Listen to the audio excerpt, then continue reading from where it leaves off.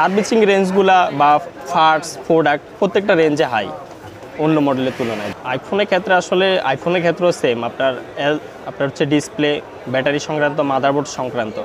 আর সেক্ষেত্রে অন্যান্য ফোনের তুলনায় আইফোনের কাজগুলো একটু বেশি হাই র্যাঙ্কিংয়ে থাকে। এগুলার কাজগুলার আপনার করতে গেলে সময়ও লাগে বেশি, তারপর হচ্ছে প্রত্যেকটা পার্টসেরও একটু প্রাইসের দিক থেকে ওরা একটু হাই। সেক্ষেত্রে আপনি একটা ফোন নিয়ে আসলো, আমরা এগুলো সেক্টর বাই সেক্টর দেখি কি ব্যাটারি থেকে সমস্যা হতে পারে বা মাদারবোর্ড সংক্রান্ত সমস্যা হতে পারে।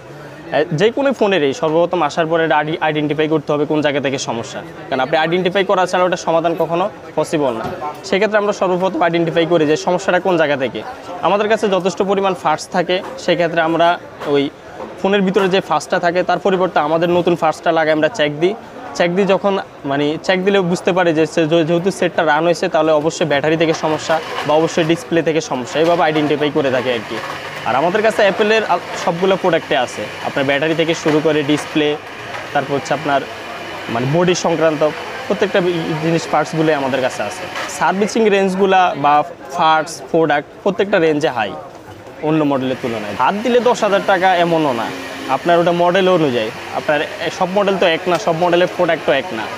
এটা মডেল বাই মডেল প্রোডাক্টের প্রাইস থাকে, রেঞ্জ থাকে, কোয়ালিটি থাকে, প্রত্যেকটা জিনিস আলাদা আলাদা। এটা কোয়ালিটি, রেঞ্জ, মডেল তার উপর ডিপেন্ড করে।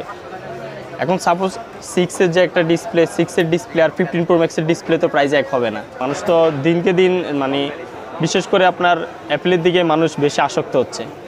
আর সব দিক থেকে অ্যাপেলে ভালো সার্ভিস পাচ্ছে বা প্রাইভেসির দিক থেকেও স্ট্রং আছে, যার কারণে বিশেষ করে বাংলাদেশের ব্যবসায়িকরাই সবচেয়ে বেশি এটার দিকে ঝুঁকতেছে।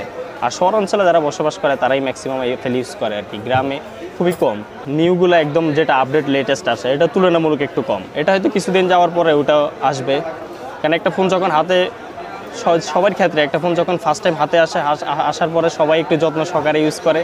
যখন দিনকে দিন যায় তখন একটু অবহেলিত থাকে, যার কারণে পড়ে বা বিভিন্ন সমস্যা দেখা দেয়। আর একটা ফোন নতুন আসলে তো সাথে সাথে সমস্যা দেখা দিবে না, কিছুদিন ইউজ করার পরে তো একটা সমস্যা ফেস করবে।